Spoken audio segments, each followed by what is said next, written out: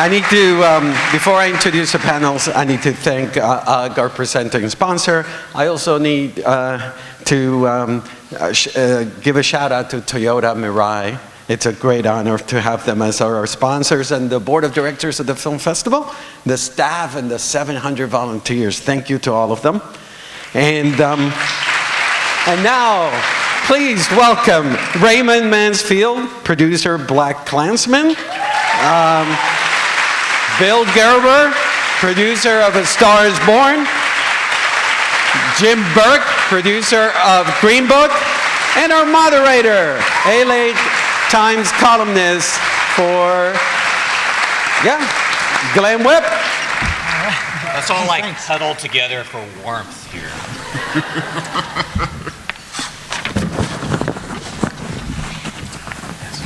So, thank you for coming, everyone out here. Braving the Santa Barbara polar vortex. Know that these gentlemen here, when we're on a panel about producing, so these guys are the all-stars because they made it here this morning. They are like...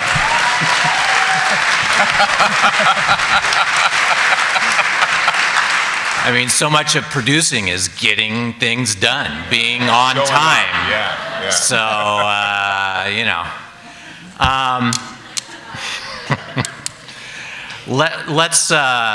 and we could still be joined. Who knows? The roads are closed, and we're, Are there any Airbnb owners here that we could? No, sorry. We may need a place tonight. Yeah. So let's just talk, I'll get to know these guys, and then we'll talk a little bit more general questions about producing. But, so Jim, like 25 years ago, you met, was Kingpin your first producing credit? I think it was the first, I produced right before that election. Oh, that's right, okay. But okay. They both happened 1-2, and then election we spent 2 years editing that movie. Mm-hmm. So Kingpin came out first. Okay. Yeah.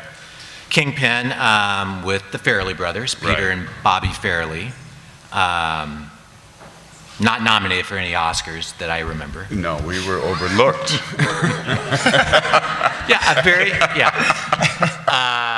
A very different kind of movie. The Farrelly brothers at that time were making There's Something About Mary. It followed Dumb and Dumber. Yeah, Dumb and Dumber. All this run of really funny, edgy, kind of gross out, but a little bit with heart too, a little heart in there. Yeah. And you saw, even at that time, that maybe Peter Farrelly had a little heart in him, that he could go on and make a movie like Green Book. Well, I won't say that I saw it at that time. I came to know that later about Pete, and how I came to know it was in two ways. One, I got to know him as a human being and knew that he was really, really funny, but he was also sort of soulful and interested and generous and things like that. So, and two, I read him as a novelist. He's written several novels, and those novels are different than his films in that they're tonally complex, they're about things, but they're also funny. So I thought, in those, when Pete and I made Kingpin, we were not just discovering who we were as filmmakers, but discovering who we were as people. And so in my case, I sort of developed the kind of craft or the skill of making a film, and then I decided I only want to make movies that appeal to me personally. And so I tried to bring Pete into that camp, and I did that for 15 years, unsuccessfully. But then at the end, with Green Book, wasn't my idea, it was his idea. He heard this idea and he said, okay, I think I finally have it.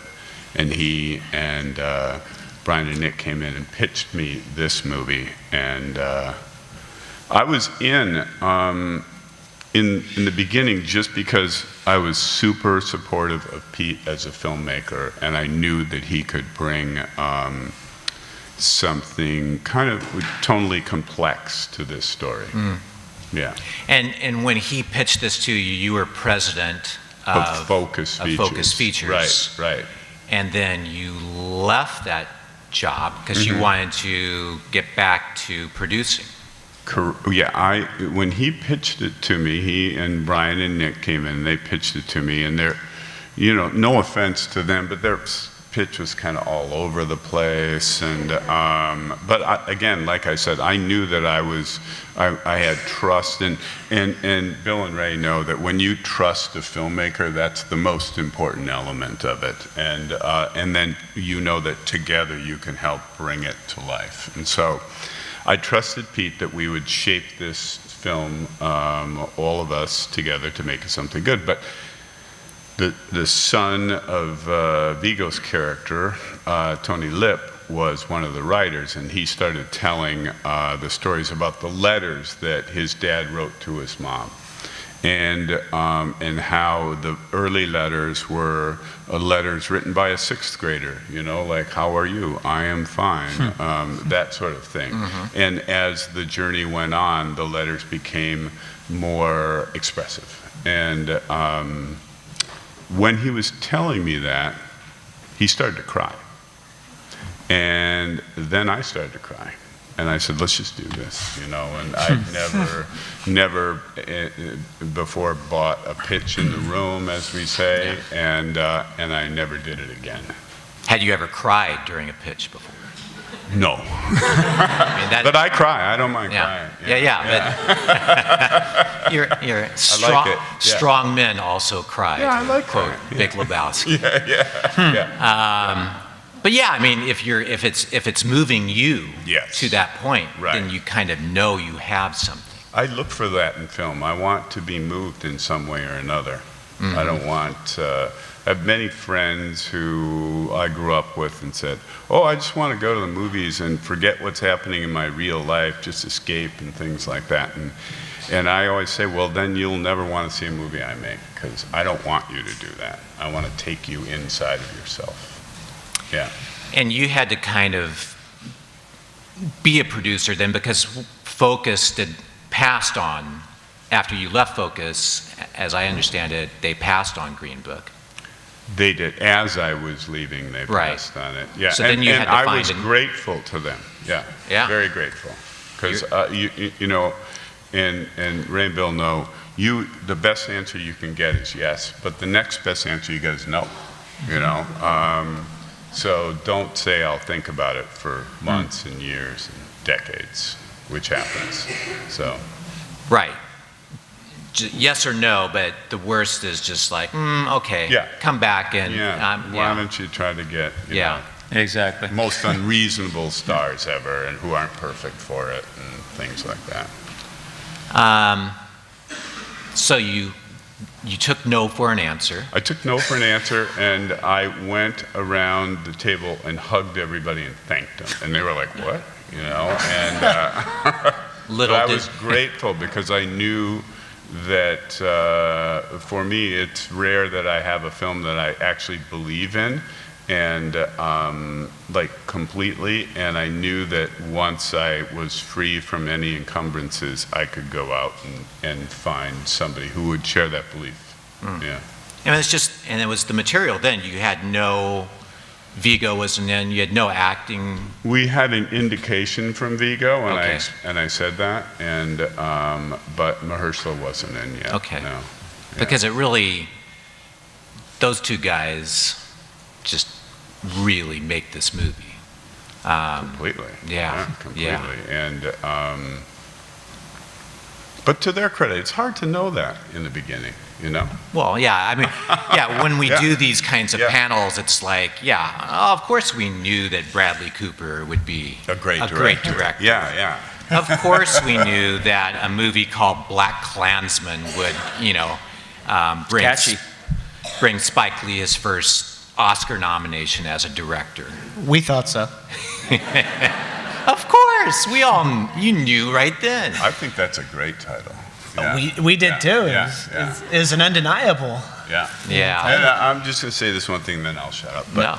the poster you have, Ray, for Black Klansman is one of the great posters of all time. Focus features. That's true, but do you not agree? It was an incredible poster. Yeah. We were in Cannes right before the first public screening, and we got a series of comps. There was probably 20 plus one-sheet mock-ups, and every single person unanimously across the board picked that poster. And they said that was the first time that's ever happened. And Yeah. then they said, okay, let's do this one. Even though it was pretty risky and, provocative. But everybody said, that's the one. It's excellent. Yeah. They did an amazing job. Yeah, well, I mean, when you say risky and provocative, that fits the tone of the movie perfectly. That's what you want, right? That's what we were doing. Yeah. You're not going to have a bland image for a movie called Black Klansman. I could see a studio trying to ease people in like that, though. It's not a foregone conclusion that people are going to respond to a provocative poster. But we were excited that Focus felt that was a way to get people's attention. Well, last year, now you founded QC Entertainment.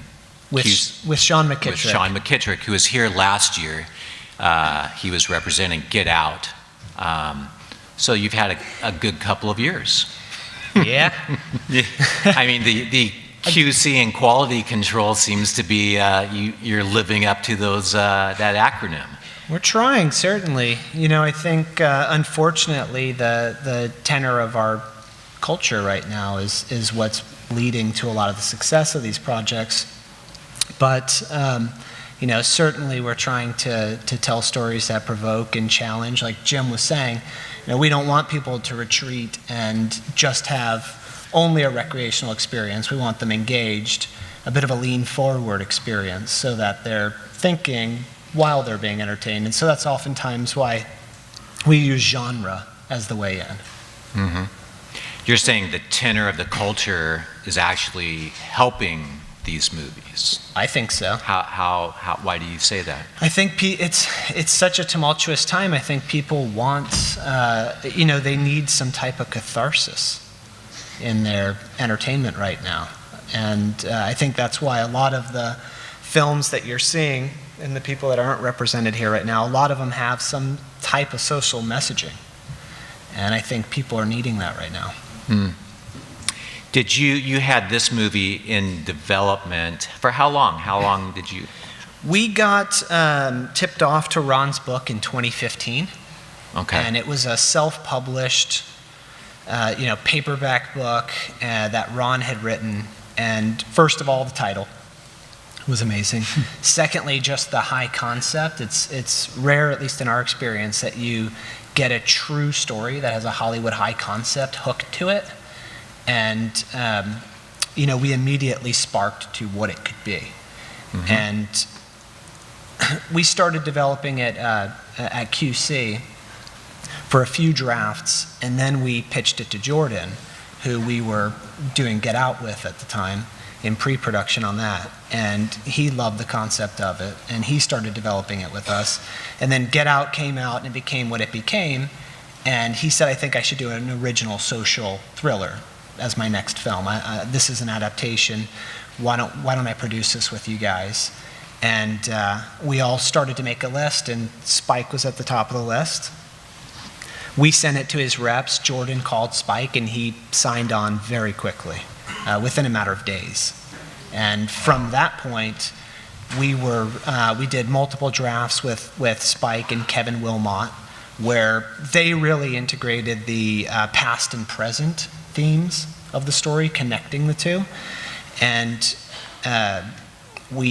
Spike brought John David Washington to it from that long-standing relationship with the Washingtons, and he had all the confidence in the world in John David. That gave everybody else confidence. And we were, from the point at which Spike came on, and we did the rewrites and the casting and everything, it was only a matter of months before we were in production. It was the fastest pre-production process we've ever been a part of. He works quick. He's very quick. Yeah. He's always got a lot going on, and he's very deliberate, and he, you know, is thinking ahead, and he's always a couple steps ahead, and it's a good challenge. How many days did you shoot? Just in the 30s. Wow. Yeah. Ah. He, and that, so you're saying that when he came on, because one of the things that's so good about the movie is that bite that it has, and that it's shuttling between the past and the present, but showing kind of a continuum, and that, you know, racism hasn't gone any place. Yeah, the interesting thing is Spike has a writing partner named Kevin Wilmot, who's speaking on the next writers panel, if that happens. But I would encourage everybody to listen to him. He's a really smart guy, and he's a university professor. And he really was taking history into account. So a lot of the America First slogans and things that we're now seeing were actually starting in the early 1900s. And he tracked the progression of all of these slogans up to today's administration. And it was a really eye-opening thing for everybody in that development process. And so, yeah, it was Spike and Kevin's perspective all the way with all of that stuff. And I really think it elevated the movie to another level. Yeah, it's funny, you see that in Vice, too. There's a clip of Reagan saying, we're going to make America great again. Mm-hmm. Yeah. That's right. You know, another movie that kind of uses... Absolutely. Yeah. What, you know, it has such a, gut punch of an ending with the incorporating that footage from Charlottesville. Was that always in there, or was that a decision that came as you were making the film? Originally, the project that was greenlit was the, you know, dolly shot and cross burning. So, you know, we get the impression that this goes on, and that was the ending.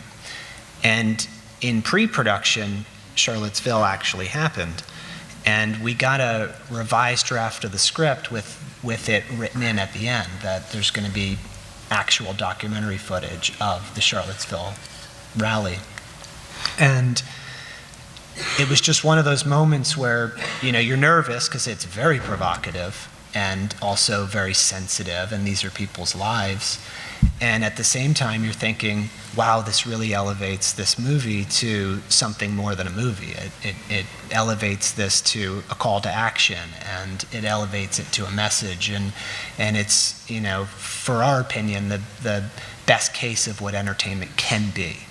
And we were, you know, very cautious to do it correctly so that it wouldn't come across exploitative, but we were wholly encouraging and very strongly encouraging the studio to get behind it, and whatever legal clearances and red tape we need to get through to make that happen, that's what we were going to do. Yeah, it's like so much of the movie, I mean, you have to, it's such a tightrope in terms of tone and the way you handle these things, and you have to do it exactly right. Absolutely. Yeah. Bill, we were talking as we were waiting, hopefully, for more people to join us. Well, you are. I'm happy with these guys. Yeah.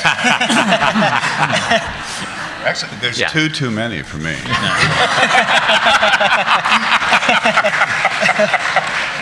I'm teasing. How many producers are screwing a light bulb? Yeah. No, we were talking about Bradley Cooper and how I you know, interviewed him a few times over the years, and that he always seemed like someone who was very much a listener and someone who really wanted to learn and absorb.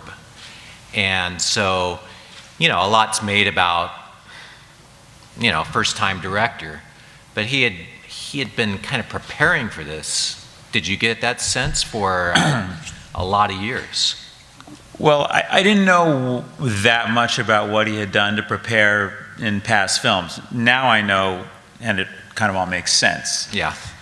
On the day that we did the screen test of Lady Gaga, basically a year before we started shooting, I knew it then. it was really obvious when we got to her house and started planning our one-day shoot that he had been paying very close attention to David O. Russell and Clint Eastwood and other filmmakers he had been working with. But now that I know him better, he very wisely concentrated on the editing room first.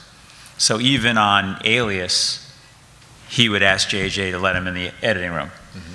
So he did it very wisely, but backwards, and by studying editing, realized what kind of coverage a director would need. So he was very technical about it. And he basically threw himself into any editing room they would let him in on every movie and just soak it up. And then, of course, he wasn't a guy that went back to the trailer. When somebody else was doing a shot without him, he stood there and watched what the director did, what the first AD did, what the DP did. So by the time we got him, all he hadn't done was, yell action. I mean, he really, he had helped produce Sniper and other movies, and certainly had spent, thousands of hours in editing rooms at that point. Now, when you said you did a screen test for Lady Gaga, I mean, okay, that's what you do as a producer, but I mean, Lady Gaga, you hear, is interested in starring in this movie. Isn't that just enough? Why? For a record, it is. Yeah. It wasn't enough. As a matter of fact, when we were talking about who to do the movie with in the Bradley Cooper version, we talked about several different actresses and, actresses who could sing and singers who could act. It's actually a pretty long list of people. And we started talking about Lady Gaga. And, I'm sure, it happens to all of us. Just things start lining up in a way, like meeting the writer, the guy's kid and all that kind of stuff. And, it's just in Charlottesville while you're about to make the movie, things just sometimes is divine intervention, And right around the time we started talking about Lady Gaga, Bradley went to a Sean Parker benefit for, I believe it was Stand Up to Cancer, and she performed Live the Young Rose. Right while we were talking about her, and then Brian Lord arranged for them to meet, and they were out in Malibu. I mean, some people have heard this story, but he went out there and they were talking, and I don't know what possessed him. He goes, maybe we should sing something, as if he could sing, And so there he is with one of the great songstresses of our time, and they sit at the piano and they pick a song and they start doing it. It's Midnight Special. And, he says, he puts his iPhone up there and they start filming it. And the next night, he and I went to see Chris Stapleton at the Greek, because we were thinking, okay, that's kind of a bit of the vibe that, Jack would have. And we left the Greek and he said, I want to show you something. And he pulls out the phone and he shows me this thing. And I'm like, oh my God, this first of all, you can sing, which that's a relief. And making a music movie, And so he's showing me this thing, and it's pretty amazing. It is the movie you've all seen at this point. It has that love and connection and beauty. Anyway, so he says, Todd Phillips, who's Bradley's producing partner, he said, Todd's having a meeting tomorrow with Kevin Tsujihara and Greg Silverman. I'm gonna crash the meeting and show them this video so we can get going with this movie. I go, great idea. So he crashes the meeting, shows them the video, and they go, it's okay. And he's like, it's okay? What do you mean? It's okay. Could be good. But, then when I spoke to them a little later, they said, look, why don't you guys do a proper test? And they were like, spend what you have to spend, which is always music to our ears. And I've never heard it. Yeah, exactly. Well, I was a studio guy for a long time, yeah. Anyway, so we got Janusz Kaminski to come in as a favor and shoot it for us, and everybody just brought their A game, particularly Bradley Cooper, and he worked with her for a few days, and he wrote a scene. And he crushed it. And, we went back to the studio and showed it to him again. And, it was one of those great moments. Go make the movie as long as you don't spend more than X. And that was when you say Lady Gaga, wasn't it enough? We had to prove it. Yeah, yeah. How much, so they spend what you need to spend for a screen test, so, I mean, just, Well, just those ballpark days, it. What's Giannis's day rate not as more a than cinematographer? $1,500, it was kind of, Okay, so you're pulling in some favor. yeah. Yeah. No, we look, it's like, do you shoot it digitally? Do you shoot it on film? Do you color correct it? I mean, how far are you going to go in terms of doing it? So they were very generous with us about what we wanted to do, and What'd you shoot it on? Digitally or we ended film? up digitally, yeah. Yeah, okay. Yeah, the whole film. Is making a movie like this, are you able to, I mean, because there's all these great performance scenes. You're going to the Greek, you're going to Coachella, you're going to Stagecoach, you're shooting these amazing performance scenes. Mm-hmm.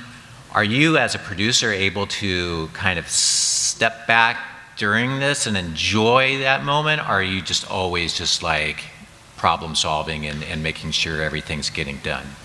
Well, you're really doing both things at the same time, because when you're making a movie that's this performance oriented, and you can say, all right, well, the camera's rolling, so things must be going, the lights are on, the camera's rolling, they're singing, and when you walk out in front, which I did often because I just wanted to take it in, I did enjoy it very much. I mean, there's that scene that you guys saw in the clip where she's singing all over Remember You This Way, and I remember going out in front of the stage and seeing her on the screen and him playing guitar and going like, hey, that's a great shot, So yeah, it's very enjoyable. I mean, we had an amazing group of people making this movie, from Maddie to the production people, Ravi Mehta and Bob Dorman and Shelley Ziegler's the first. I mean, it was a great, great, great team. So we were, up for it every day. But when you're at those venues, is there actually like another concert going on and you're stopping it to get a shot? I appreciate your confidence. No, it wasn't. I thought you said you shot at Coachella. We shot at Coachella. What we did was,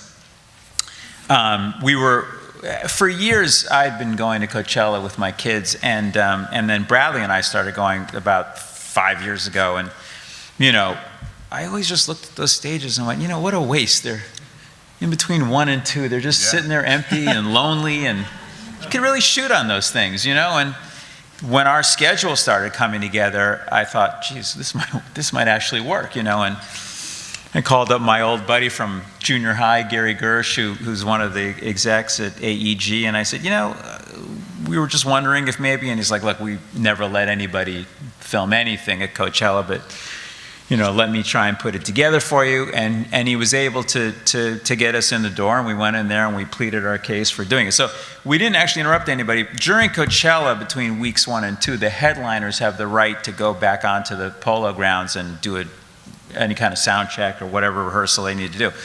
And where we were on the main stage, we basically knew that at any moment Radiohead could decide they needed the stage, and we'd have to pack up and split with our entire crew. So okay, all 250 of you were going down to So, but we got lucky. They actually never did it. No, what we did do though, however, is on Stagecoach, which was 2 weeks later, we had the good fortune of Willie Nelson and his manager Mark Rothbaum giving us permission to jump on after Jamie Johnson and before Willie Nelson. So there's 25,000 people out there waiting for Willie Nelson. Yeah. And all of a sudden, this good-looking guy with a beard, Willie 40 years ago, looks like Bradley Cooper. Anyway, so he went out and he said, hey, we're filming a movie. and he's like, and you're not going to be able to hear what we're doing. And he jumped out there, and you would have thought that, he was Eddie Vedder. I mean, he just went out and, I said, all right, let's go. And, I'm talking to our guys, is it live? But, because of piracy, because of the way things are so easily spread on the internet now, they had to do everything from the monitors on stage, so we couldn't even present the music to the audience. So and that is the audience when you see the movie in the beginning of the movie. So they were such great sports about it. You know, Bradley said what we're doing, and it was as if they knew the song. I mean, I could swear there's a guy lip syncing the lyrics, and I'm like, how does he know? But you know. So did you get releases from everybody? Well, we posted it going in, yeah. But that was Willie's real audience. There's 25,000 people waiting for Willie. What do you remember, because you filmed Shallow with the song that's original song nominee, Grammy, multiple nominee, 3, yeah, thank you. 4, okay, sorry. That was at the Greek Theater. That was at the Greek, yes. What do you remember? Do you remember then, like, sensing, okay, this is going to be something special? Absolutely. I mean, it was amazing. We were there for a few days, and Bradley, you know, tried all kinds of different stuff, but I mean, the Greek is such a fantastic facility. You know, just being there's terrific, and they were also, you know, very generous with us, and the staff were really thrilled about us being there. But, you know, yeah, when they started singing, because, you know, we still weren't going through the PAs, but we could hear them singing live. And we had Lucas Nelson and his band Promise of the Real, and it was really exciting, because you got to remember, this is all original music. You know, we didn't have the benefit of Bohemian Rhapsody, you know what I mean? We had to write this stuff, and so Hey, they're not here to defend themselves. Exactly. They weren't even. But no, and to see, well, to hear it and then see the audience react to this original material the way they did is very gratifying, because having a hit song is really hard. Writing a great song is really hard. And, you know, between Gaga writing and Lucas and Mark Ronson and Lady Gaga and everything, you know, we had an extraordinary, it was like the old days, you know, it was like, you know, putting on a show, having all these different writer teams and coming up with songs and hearing them, rejecting them, picking them. You know, it was a real A&R process. Would you guys say that you're optimists by nature? Is optimism kind of a job requirement for being a producer, or is a certain amount of pessimism needed as well? I'm a very cynical optimist. I think optimism is absolutely, we're crazy to think that we can get any of the stuff done that we do. The uphill battle is almost insurmountable every time. You have Bradley Cooper and Lady Gaga, and he's trying to convince people, and they're like, we'll give you some, you can do a day shoot. Prove it. You know, it's like, it never is an easy process. So I think you have to believe everything can work out, or else it's just too much to take on. I'm an optimist. That's my nature. I was just born that way. But hey, that's his line. yeah. But I also, you know, the job that I have makes me check everything and sweat every small detail. And so I just love being on panels with people who do what I do, because it's so fun to listen to you guys talk, because we all approach it from a slightly different way, but we're all trying to do the same thing. And it's a miracle when a movie gets made, and it's a, you know, 100 times a miracle when a film is really good. And it's just magic that happens. And I've experienced that you can plan for a lot of things, but there are times we had, in our film, we had weather. We had a big rain machine, and on the night we were shooting a rainy scene, it poured. And, and then the next night we had a snow machine. And the night, we're in New Orleans, and the night we were shooting the snow, it was a blizzard, and they haven't had one in a decade. And did you save any money on the, no? No, we had to pay for it anyway, you know, but what we got was real looking snow and real looking rain, so, you know, I notice those little things. You do. The rain's going this way. Not everybody does. So To your question, yes, my disposition is optimistic, yeah. And I oftentimes, my dad used to say to me that you have such a positive outlook, and despite not having evidence to show that there's anything you're trying to do will happen. And Yeah, that's a really comes in handy. Yeah, I bet. Yeah. And my dad loved me, you know, Yeah. so he's just pointing out. Yeah. Ray and Bill, did you guys have those sorts of happy accidents, that like the rain and the snow on your movie? Anything that just was like fortuitous, like, okay, this is gonna turn out okay, or We had a lot of... or the opposite? No, we going back to the music, it was good. That was relieved, Yeah. that they were writing good stuff.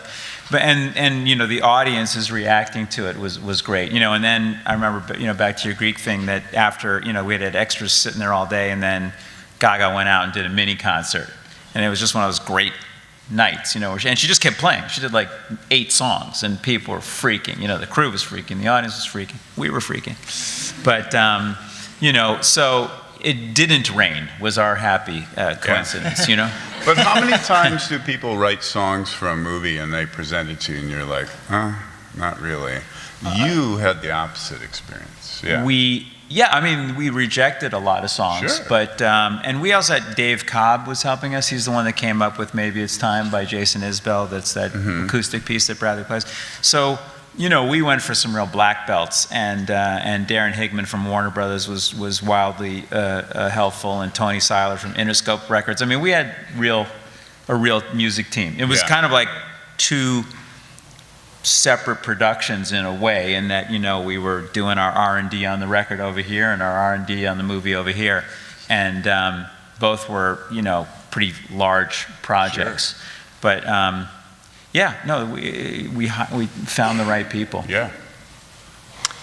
You all were working with directors who also at least co-wrote the film.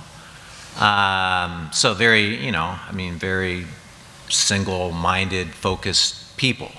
As producers, does the word no exist in your vocabulary, or is it just the requests that they make, you just say, okay, maybe, or possibly?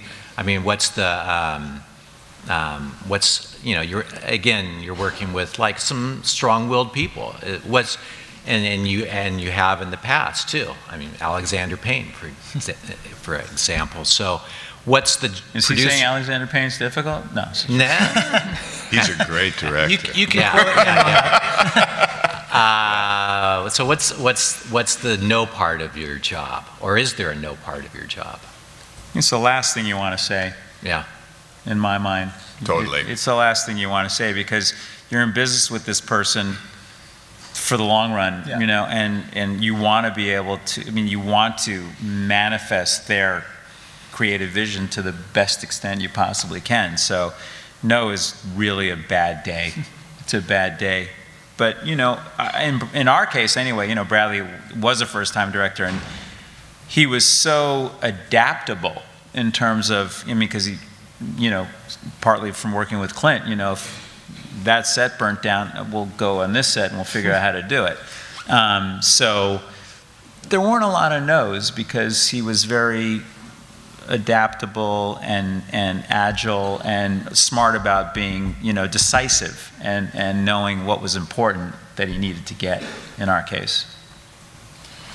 For us, it's not really a yes or a no, it's a conversation. And it generally starts in the development process for us. So oftentimes we are working with a writer/director, because the trust is built, in our experience, in the writing process. And so if you can get on the same page as far as the vision and the creative intent and the collaboration at that stage, it also makes the production run much smoother. And so it's not yes or no, it's, well, if this was our intention, have we considered this? And it becomes much more of a collaborative nature, rather than a, hey, I have the power to tell you no, so here it is. that's dangerous territory because, you know, we're in a filmmaker-driven business and you want to be just trying to bring out the best in the filmmaker you're working with that you can. That's our job. And those sorts of situations also bring out the best in you. Absolutely. Because if they say, I really want this or that, then it causes you to be more creative and say, would you be cool with this if we got you that? You know, and just try to spin the Rubik's Cube. And very oftentimes they're like, oh, that's an even better idea. Yeah, so. And I actually think it starts with honesty and transparency. Yeah. I think if you're honest and transparent through the process, people aren't treating you like you're withholding information. So it doesn't become a yes and no conversation as quickly. You know, it's when people are defensive or think that they don't have all the facts, that's when people dig in and are like, I'm the filmmaker, it's my decision. And I agree with you, Jim, as well. Yeah, so these guys, I mean, it's Spike Lee's Black Klansman, Bradley Cooper's Star is Born, Peter Farrelly's Green Book. I mean, that's how you would often hear them referred to in articles. So these guys, these directors, they get all the credit. The actors, they get all the glory. What do you guys get? What do producers get? Well, we get the gratification of knowing that we've done, all three of us have done a very good job of what we're doing. And for me, that's all I need. Yeah, I don't need to be famous. I don't want to be famous. Yeah. Well, you are sitting on a panel right now. Well, but, you know, and yeah, that's true, but mildly famous. But and we've all been around people who have had great fame, and I wouldn't want that. You know, it's a prison sometimes. Yeah. It looks okay, I don't know. Well, yeah, maybe. Yeah. Get a good table. Yeah. Says the guy who goes to Coachella with Bradley Cooper. Yeah. That part's cool, but you're with Bradley Cooper. I plenty of years schlepping around Yeah. drum sets to get to the point where I knew who to call to get the tickets to Coachella. You know, it's an amazing gig. You know, I don't know if anybody here has seen The Bad and the Beautiful, you know, with Kirk Douglas, but to me it's the seminal movie about producing because it is just that. It's like many times you're the person that said you should meet so-and-so and you should read this or you should do that and blah, blah, blah, blah, blah. And then, you know, by the time it comes out, it is, you know, so-and-so's movie. But so-and-so's usually the person who got up first and went to bed last. And there's a reason it's Bradley Cooper's A Star is Born. You know, I mean, no one worked harder. And I mean, we would get pages every morning that he sent out at 3 in the morning and, you know, woke up Eric Roth or Will Fetters to work. I mean, you know, the guy was amazing. It's like there's kind of a summer camp aspect to it. You know, you're with a great group of people every day and you're figuring stuff out. And then like you were saying, you know, you're sitting there at the Greek Theater and all of a sudden Lady Gaga and Bradley Cooper are singing and it's magical. You know, I'm sure there were scenes where the guys are, you know, in the car and you're like, this is really working, or you're burning, you know, some torches and stuff. And you're like, this is, you know, it's just great. I mean, it's a very... I appreciate that visual. Thank you.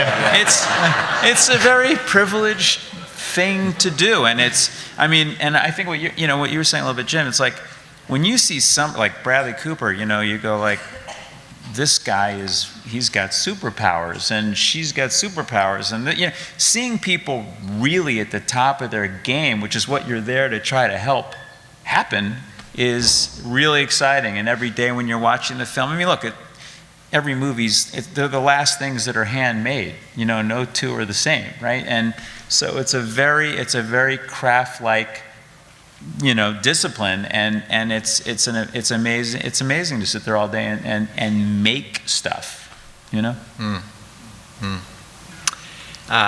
Black Klansman premiered at the Cannes Film Festival, Venice, then Toronto for Star is Born, Toronto Film Festival for Green Book. So you guys have been on the road with these movies for quite some time. I mean, how important is like this whole like award season to getting movies like this made, or at least seen? Well, I mean, I think the festival season is really important. Yeah. Yeah, super important. And because, you know, I'll just use Green Book as an example. It's a word of mouth film. Your mom tells your dad, we've got to go see this movie because my friends have seen it, or people just have to say, you know, I saw the best movie last night, it was called Green Book, let's go. They're not going to be induced to go see it because it's got a great poster like Black Klansman or something like that. It's all about word of mouth and the publicity generated and the enthusiasm in the room when people actually screen the movie. And we've experienced that in an amazing way. I've never had that experience where screening our movie was not quite as big as going to Coachella, but kind of like that. It was, people were stomping and clapping, and it was amazing. I love the music in your movie, by the way. Thank you. It's flawless. It's so good. Yeah, Yeah. I think it's really important for one reason. It gets people to watch our movies. totally.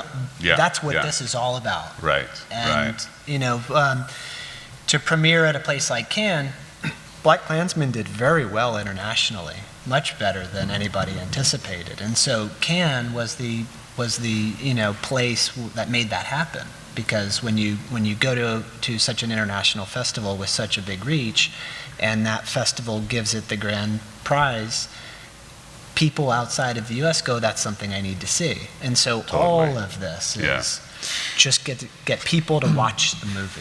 Film festivals, are amazing though. I mean, everybody came out here in the rain to listen to us talk about making movies. I mean, it's extraordinary. And when you go to a film festival, you know, we labor in a business most of the time, right? I mean, we're talking about money and who it's going to take. Like you said, you know, oh yeah, if you get, you know, Bradley Cooper, you get so-and-so, you know, we'll make the movie. You're always having those conversations, and you're in offices, and you're at, you know, the grill, and you're whatever, you know, and then you go to a film festival, and no one's there for any other reason than they love watching movies projected on screens. Yeah. Right? You know, Yeah. they're not watching, Netflix at home. You know what I mean? They're there to have that our mythical experience in theaters. And Communally. yeah. You know. And I mean, you know, I don't always have movies that I'm out at all these festivals at, you know, all the time, but you know, I find it so gratifying to get out there with people who genuinely love film and want to talk about film and want to see film, and you know, it's a great experience. And so yeah, from a commercial point of view, everything they said is 100% true, but just personally, it can be so gratifying to get out there. Yeah, it's interesting. I was just thinking about the three movies represented here that made it here today, and they are, you know, each one of these movies is really A movie. the kind of film that really benefits from seeing it with an audience. They're real audience movies. Like the energy in the room that you get from watching these films, you cannot replicate, you know, at home. I've had so many people, Jim, tell me just independently, you know, come up to me and say, yeah, I saw Green Book at just, you know, their local multiplex. And they're telling me this because it's never happened before, that at the end of the movie, and this is just not a festival crowd, this is just normal, that people applauded. I've heard that 100 times. I mean, anyone here have that experience? Yeah. I've heard it so many times. And yeah, I remember talking to Lady Gaga about, you know, did you go sneak in? And she said, yeah, I went to the ArcLight and saw A Star Is Born on that opening weekend, because, you know, just to hear what audiences feel about the film. And I remember seeing Black Klansman, with an audience and people just going nuts over just the insane things that are happening in that movie. And sneaking in and seeing it with the audience is one of the most fun aspects of the process. We had a crazy experience with Get Out as well, where audiences were interacting with the movie in real time, and then and then with Black Klansman as well. So for us, it's all about the communal public experience of cinema, and it really is fun when you kind of embed yourself in there and get to experience it when people don't know anyone that had anything to do with it is there. Did you, Jim, have you done that with Green Book? Have you seen what I was talking about? Only, no. I mean, No? I'll be honest with you. I've seen the movie 40 or So 50 many times that, like, yeah. but I've been in many festivals and watched it with a festival audience, which is a little different than a sort of multiplex audience. But what I have had is feedback. I'm from Minnesota, and most of the people that everybody I grew up with is not in the business or anything like that. They do other things, and so they all wrote, texted, or called me and said, "Oh my God, I love this movie," and everybody applauded at the end. And Vigo said the same thing about all of his circle of friends, and Pete too, and we've all had the same experience. We've never had an audience reaction to a movie that we've made or been involved with that's been more favorable. People are just so passionate about it, and so I can't tell you how rewarding that feels, and So that's what we get as producers. that's what we get. A lot of texts. Our friends, our friends and family love us. The satisfaction. Yeah. The satisfaction of having done a job well. Yeah. And knowing, and nobody knows it more than the three of us, how hard it is to do this. This is a really tricky business and job. And when it turns out great, it's just like, wow, that happened? Yeah. That's great. Yeah. Yeah. You guys all made it in Best Picture nominees. For about a month, the Academy had announced a popular film Oscar. And then they decided, well, maybe not. What did you guys think of that? Do you think there should be a popular film? Best popular film? Actually, I'll take it because I was misquoted at the Black Klansman premiere, which was the day they announced it. My perspective on it was, if the Academy is seeing something that they think they need to change to get better ratings, be more relevant, have a more engaged audience, I applaud the courage it takes to change an institution. But is that necessarily what I think it should have been? I don't know. We never learned enough details to know if that was the right thing or not. But certainly it's no small amount of bravery to change something that everybody holds so dear. So for them to see a problem and say, well, let's try something, that I totally encourage. So Kind of articulates a problem, though, which is, sometimes great movies don't find a large audience. That's the issue, not, let's have a separate, because that's not what the consumer's worried about, that we label this one popular or this one blah, blah, blah. The trick is getting great movies out there more often, and because that's a big complaint about the Academy Awards, is they're, a lot of times nominating movies that not that many people have seen, and that's where we can improve. Yeah, I mean, you mentioned Election at the top of this. Election didn't find an audience when it first came out, but now it's like a classic. It was a dud.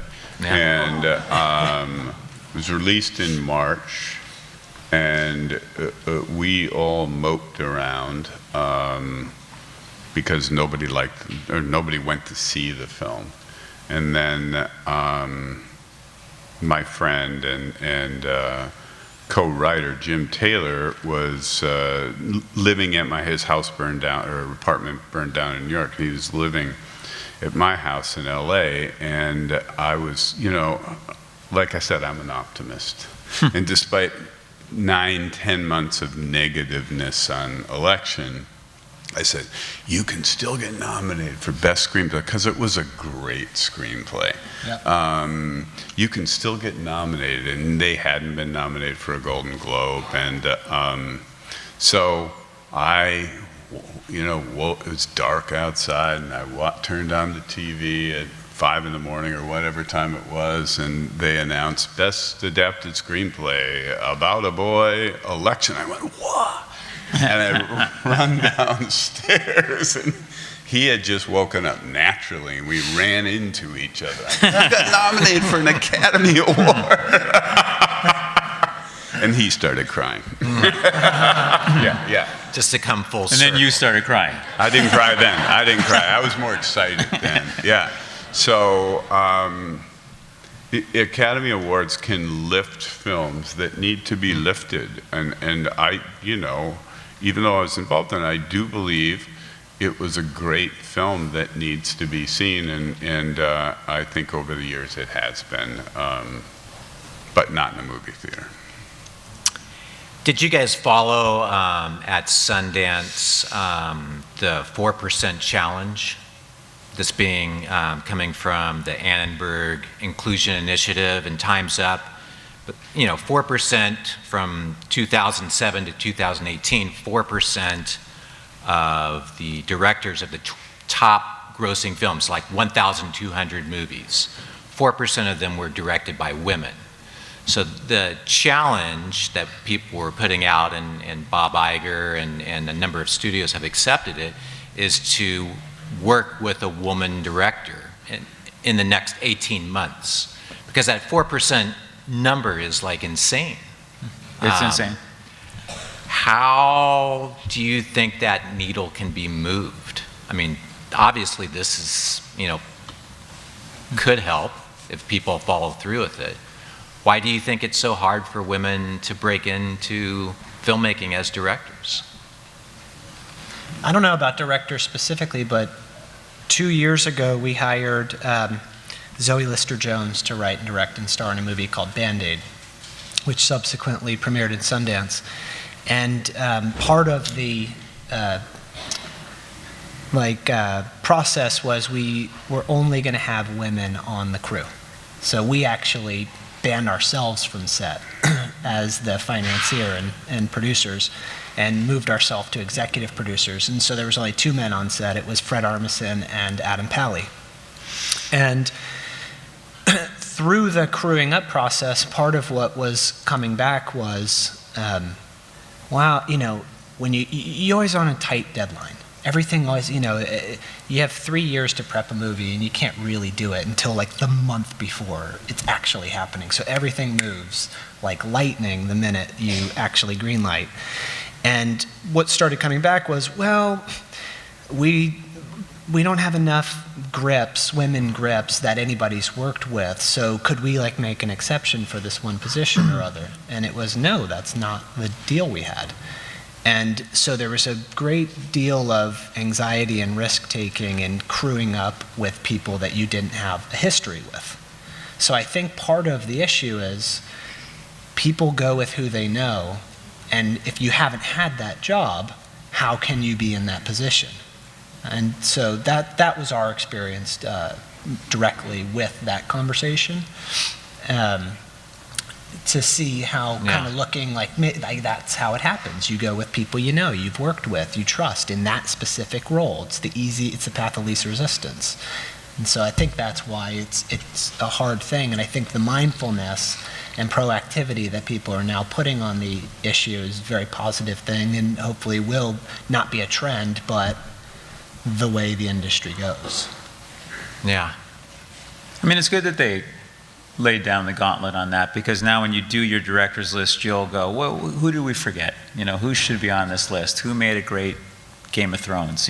And I think it'll make people spread the net a little wider and make sure that you are more inclusive I know on movies we're talking about now, there's, I wouldn't say half or 40, but there's certainly a lot more women on there than there used to be, I just saw one of them booked another movie, so I'm a little disappointed about that, but who we were interested in. But our crew was very much populated by women. You know, most of the department heads were women on A Star Is Born, and a lot of the crew were female. But it was interesting because it wasn't something we talked about ever. It's just who we hired. Right. You know, and which I guess is the good news. That is the good news. I mean, when I watch, I mean, in the past several years now, you know, whenever I watch a TV series and kind of go through the episodes, I mean, people are paying much closer attention, I think, to credits. And you go, oh, okay, Handmaid's Tale, this was, you know, half of the episodes were directed by women or written by women. And you start paying attention to that, and it seems like I see so many more women in television than film. It's far more than 4%. And yeah, the 4% figure. I mean, Homeland, a lot of the Right. great series, female directors. Yeah, I gotta say though, and this may sound offensive, but I don't mean it that way. I was asked this question, you know, and I've made a movie with Tamara Jenkins and Sofia Coppola, so I've worked with female directors, and I want to. And they asked me why haven't we worked with more, and I said, it's not that I don't want to. It's we submit movies to female directors, they pass on us. Yeah, and Because they're smarter than us. probably, yeah. Why would I want to do that? Yeah. So, but you're right. You know, to develop a wider selection of women directors, and I think you're also right that we will develop, that they will come and learn, we will get a larger group of female directors from television who can make the jump, and yeah. But may I just throw in another thing about Green Book? Because only because it's German, and nobody else showed up. So, so I'm white, and Pete Farrelly's white, but we knew that we were making a film about class and about race, and so we had as our goal to make to populate our whole crew with a diverse group of people, gender, race, and age too. You know, we wanted to have young people that would tell us, hey, you know what, that's not cool, or, you know. And then on day one, we made, you know, the announcement to everybody. I said, look, if you see something that doesn't sit right with you or doesn't seem authentic or, you know, viewed from a lens that you're not viewing things from, please tell us. It's your job to tell us. And I thought that worked out great. We got a lot of great sort of feedback from everybody in every department. yeah. Yeah. So people did speak up and say things and say, that this, yeah. Teeny Yeah. things, but teeny things make big differences in a film, you know. Because So- certainly, I mean, for, you know, the success that the film has, it's also come under a lot of scrutiny too. Yeah. Were you expecting that? The level of scrutiny that the movie is? No, not this level, but Yeah. but I suppose some, yeah. And so but like we said, we tried to, you know, we were inclusive in all of the other people who were participating in the film and who worked on the film, yeah. So you kind of feel like, you feel good about what you did, and maybe that some of the scrutiny perhaps hasn't been fair, I don't know. Yeah. We have It's a tough business. yeah. Well, and I think if you're making a movie about race, it's just, you're going to have a lot of people It's charged. weighing in. Yeah, it's charged. Yeah. So, but we made it with love. We did it with the right intentions. And everybody who was involved in the film is very proud of it. Yeah. We have a lot of students in the audience, or some number, who knows how many ended up being able to row their boats here today. But what advice would you give to aspiring producers? What would you, if you want to get into this business, what would you tell these students? I would tell you to know who you are and to make films that reflect that, because it took me a little while to learn that, but once I started making movies that were made for me, I got better. And so that's important, because then I was a good judge of whether it was good or not. And that sounds like a lot of, for writers too. You write what you love. Absolutely. So you find your own voice. Yes, but that's not, the business doesn't encourage people to do that. They say, hey, we've got an assignment for the next whatever franchise movie it is, and you may, as a writer, not know anything about that franchise, but you want the job.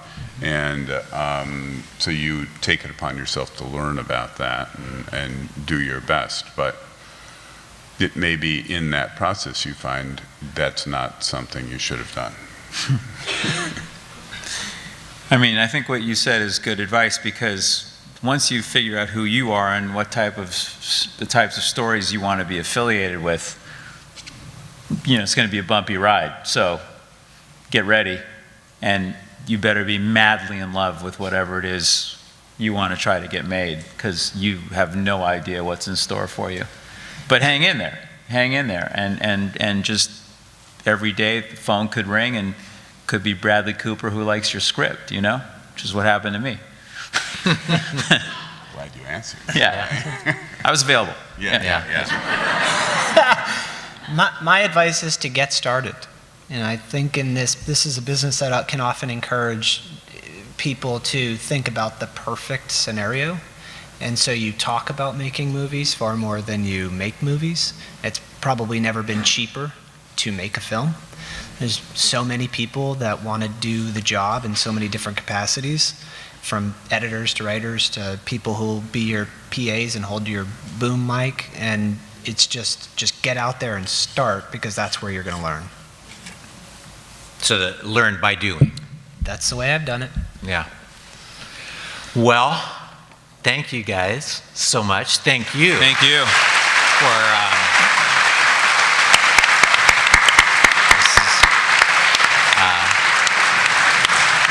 Appreciate you guys coming. Thank you.